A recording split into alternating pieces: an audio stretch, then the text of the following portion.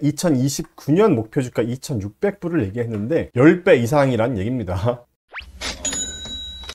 안녕하세요. 미국 주식으로 부자되기 미주부입니다. 자, 오늘이 화요일이고 테슬라 실적 발표가 한국 시간으로 수요일 아침 장 마감 후죠. 테슬라 실적 발표를 앞두고 있는데 마침 테슬라 실적 발표를 하루 앞두고 캐시 우드가 CNBC 인터뷰에서 테슬라의 2029년 목표 주가 2,600불을 얘기했는데, 자, 테슬라가 최근에 분위기가 좀 안 좋잖아요. 그래서 캐시 우드가 테슬라 5년 뒤의 목표 주가를 어떻게 2,600불이라는 가격을 얘기를 한 건지, 물론 캐시 우드가 뭐 전형적인 테슬라 낙관론자이기지만 우리가 현실적으로도 한번 동시에 생각해 볼 필요가 있을 것 같아서 테슬라 실적 발표 전에 한번 좀 도움이 되실 만한 영상을 준비했습니다. 자, 현재 테슬라 주가는 고점 대비 한 50% 정도 빠진 상태죠. 지금 주가가 반토막이 난 상태인데 여전히 분위기가 좀 좋지 않아요. 자, 그리고 최근에 1분기 판매량도 발표가 됐었죠. 전년 대비 13%가 감소했었고 역대 최대 하락폭을 기록한 상태입니다. 지금 분위기가 되게 안 좋고, 이런 상황에서 캐시 우드의 낙관론은 과연 지금 현재 상황을 반영한 현실적인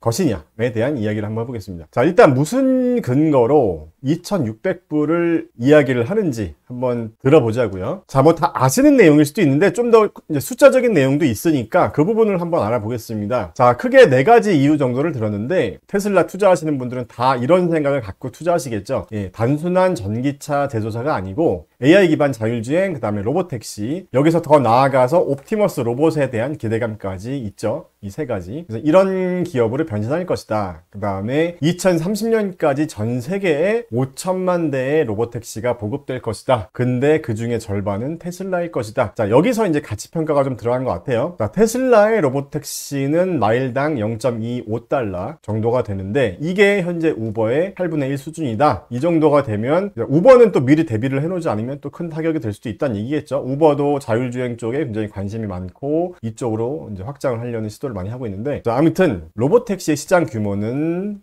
10조 달러 정도를 보고 있고 전체적으로 34조 달러까지 증가할 것이다 라고 이야기를 하고 있습니다. 그러니까 이렇게 크게 성장하는 시장에서 그 절반을 테슬라가 먹을 것이다. 그렇기 때문에 목표 주가를 2,600달러까지 보고 있는데 최근 테슬라 주가가 한 220불 정도로 하락했으니까 230불 근처죠. 10배 이상이란 얘기입니다. 야, 이게 가능할까? 설마? 자, 한번 보시죠. 자, 테슬라 주가가 2,600불이 된다는 의미는 테슬라 시가총액이 8조 4천억 달러, 8.4조 달러에 이르는 수준인데 한번 볼게요. 자, 현재 애플이 2.9조 달러, 마이크로소프트가 2.7억 달러, 엔비디아가 2.36억 달러 정도 됩니다. 이 3개 기업을 합쳐도 8조 달러가 안 된다는 거죠. 아직까지. 지금 테슬라는 여기 있어요. 1조 달러도 안 되는 상태인데, 기사에서도 이런 얘기가 있습니다. 애플, 마이크로소프트, 엔비디아의 시총을 합친 것보다 큰데, 자, 이 3개 기업이 2025년에만 3천억 달러 이상의 순이익을 낼 것으로 예상하고 있는데 테슬라는 90억 달러의 순이익과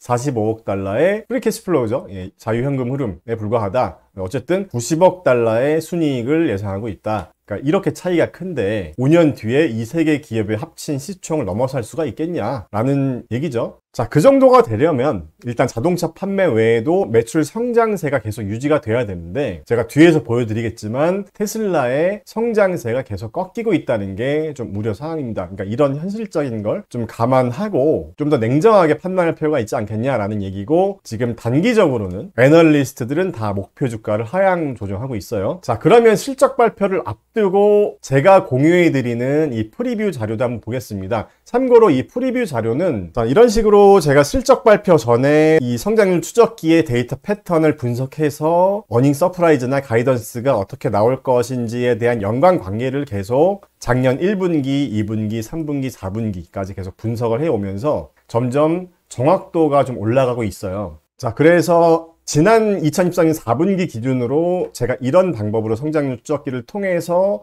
이 데이터 패턴을 분석하고 어닝 결과와 가이던스와 어떻게 일치하는지를 분석했을 때 90% 정도가 일치하는 모습을 보여줬는데 제가 이런 식으로 일치하는 경우는 노란색, 그러니까 분석이 불가능한 케이스는 이렇게 노란색, 일치하지 않은 경우는 빨간색으로 이렇게 표시를 하고 있습니다. 전체적으로 한 90% 정도는 이 분석한 대로 어닝 결과가 나왔다라는 얘기고요. 자, 제가 어떤 식으로 하고 있냐면 현재는 실적 발표 직전 3주간의 성장률 컨센서스의 변화를 이렇게 체크를 하고 있습니다. 그래서 이거를 MGB 파이오니어 클럽, 우리 스터디 클럽에 공유를 해드리고 있는데 이 3주간 테슬라의 EPS 성장률과 매출 성장률 컨센서스가 꾸준히 하락해 왔고, 제가 오늘 올려드린 자료입니다. 오늘 올려드린 테슬라의 2025년 EPS가 추가 하락했어요. 여기 보시면 4.09에서 3.91, 9.44에서 9.23%로 이렇게 실적 발표 전날까지 체크해 드리는 걸 지난 분기 때 해보니까 정확도가 더 좋더라고요. 그래서 테슬라는 일단 단기적으로는 2025년 예상 실적이 계속 하향되고 있다라는 겁니다. 그래서 이런 케이스 같은 경우는 제가 지난 1년 동안 테스트를 해봤을 때는 약 80% 이상의 확률로 어닝 결과가 안 좋았어요. 어닝 결과가 안 좋으면 주가가 또 어닝 결과에 따라서 가는 경우가 많은데, 테슬라는 좀 특이하게 어닝 결과와 반대로 움직인 적이 또 있어요. 제가 한번 보여드릴게요. 2024년 1분기 때 같은 경우는 여기 보시면 이때 당시에는 제가 6주간 성장률 추적기로 이렇게 관리를 했었는데, 테슬라의 성장률 컨센서스가 6주 동안 계속 하락했고 어닝 쇼크가 나왔고 가이던스도 부정적이었는데 일론 머스크 말 한마디로 그날 주가가 상승했고,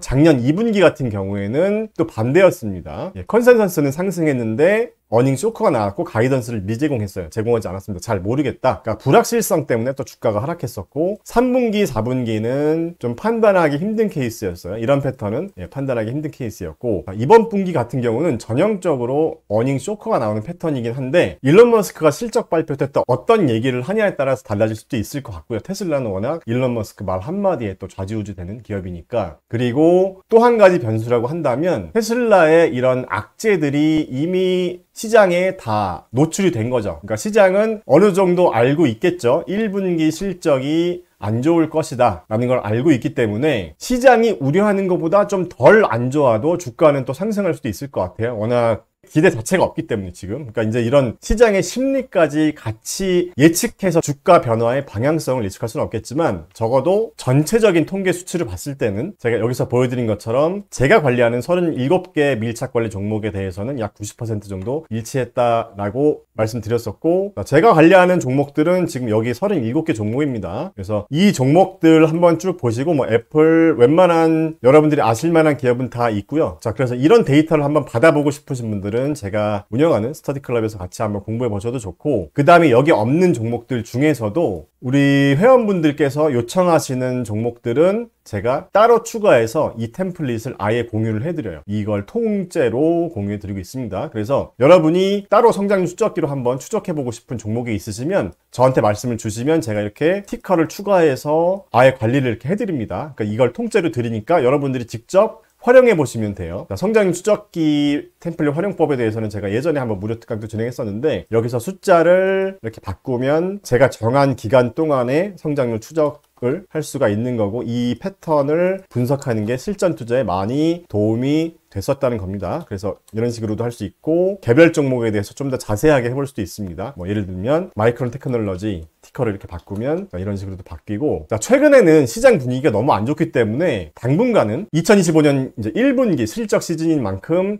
실적에 따라서 주가가 급등하거나 급락하는 케이스가 많을 것 같아서, 이런 방법으로 미리 사전에 좀 대비를 해 놓으시면 어떨까 하는 게 제 개인적인 생각이고요. 저는 작년 4분기부터 이 성장률 추적기를 가지고 제가 실적 발표 전에 주가가 급락이 예상되는 종목은 미리 좀 매도를 해 놓거나 이런 실전 투자에 많이 활용을 하고 있습니다. 제가 그런 내용도 스터디 클럽에서는 이쪽 계좌 공개 코너에서 다 말씀을 드렸었죠. 그래서 지금 시장이 많이 힘든 만큼 여러분들이 투자하는 이런 종목들의 실적 발표를 잘 체크해 보시기 바라고, 이 실적 발표 전에 이런 방법으로 한번 분석해 보시면서 미리 한번 대응을 해보고 싶으신 분들은 고정 댓글 한번 확인해 주세요. 제 스터디 클럽에 링크를 남겨드리겠습니다. 자, 마지막으로 제가 이번 주에 업데이트 해드린 테슬라의 이 적정 주가 템플릿에서 적정 주가는 150불 정도 계속 낮아지고 있어요. 그러니까 이런 식으로 테슬라의 2025년 성장률에 대한 이 컨센서스, 기대감이 낮아지는 만큼 적정 주가도 비례해서 계속 낮아지고 있습니다. 제가 얼마 전에 영상 올려드렸을 때는 적정 주가가 한 200불 정도 됐다가 그 이후에 한 160불 정도까지 내려갔다가 제가 이번 주차에 공유해드린 이 80주차가 이번 주차입니다. 이번 주차에서는 151불까지 또 낮아졌어요. 그러니까 이렇게 우리가 개별 종목에 투자할 때는 매주 매일매일 체크하는 루틴에 따라서 계속 좀 철저하게 점검할 필요가 있을 것 같고, 제가 밀착 관리하는 종목들은 이런 방식으로 계속